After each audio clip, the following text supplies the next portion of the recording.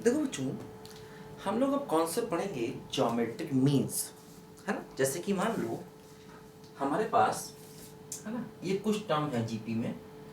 For example 3 है, 6 है, 12 है, 24 है, 48 है। मान लो मेरे पास ये टर्म जीपी में है। अब देखो इसमें क्या होता है, जैसे मान लो जो बीच के टर्म्स हैं ये, इन्हें कहते हैं geometric means of first and last, है ना। पहले और लास्ट वालों का इनको हम ज्योमेट्रिक मीन्स कहते हैं, मतलब कई सारे टर्म्स हैं, है ना।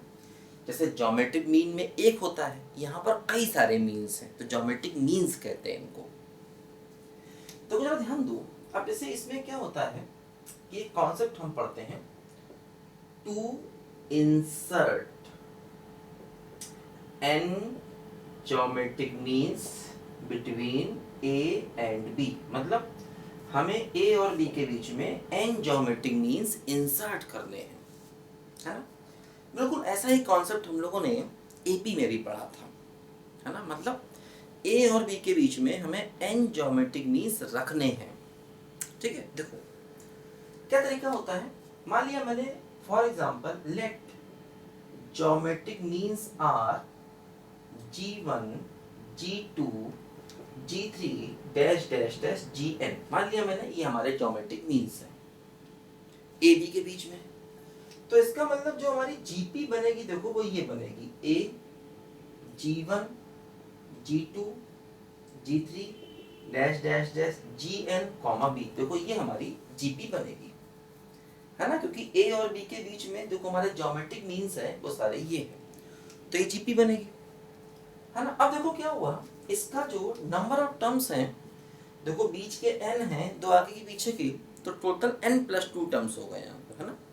तो मतलब यहाँ पर हम कह सकते हैं कि टोटल नंबर ऑफ टर्म्स, ठीक है, इक्वल टू n+2, है ना। टोटल देखो इसमें n+2 टर्म्स यहाँ पर आ गए, ठीक है।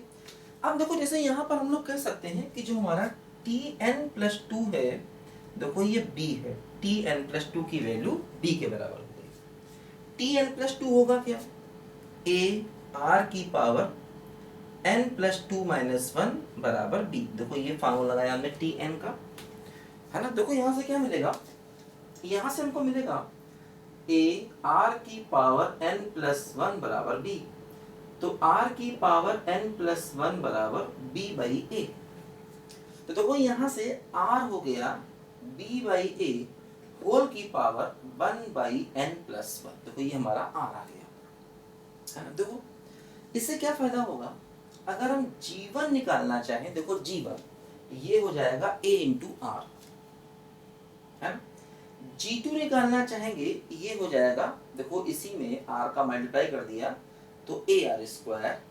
g3 हो गया ar³। ध्यान देना, ये जो ऐसे G3 है, तो G3 है थर्ड ज्योमेट्रिक मीन, लेकिन ये इस पूरी जीपी का फोर्थ टर्म है ना। जैसे हमारा जो G3 है, इसे हम कहेंगे थर्ड ज्योमेट्रिक मीन, लेकिन अगर हम पूरी जीपी की बात करें तो पूरी जीपी का ये फोर्थ टर्म है ना। इसी प्रकार देखो हम आगे चल के Gn भी निकाल सकते हैं, तो a r की पावर n, r की वैल्यू पुट कर देंगे, है ना।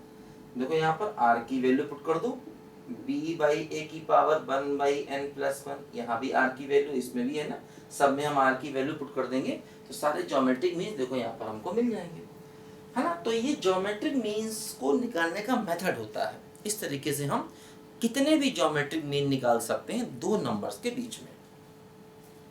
अब देखो ध्यान दो, अगर हम इन सभी ज्योमेट्रिक मीन्स को आपस में मल्टीप्लाई करें, देखिए तब क्या होता है। इसको लिखो जरा बच्चों ध्यान से पहले।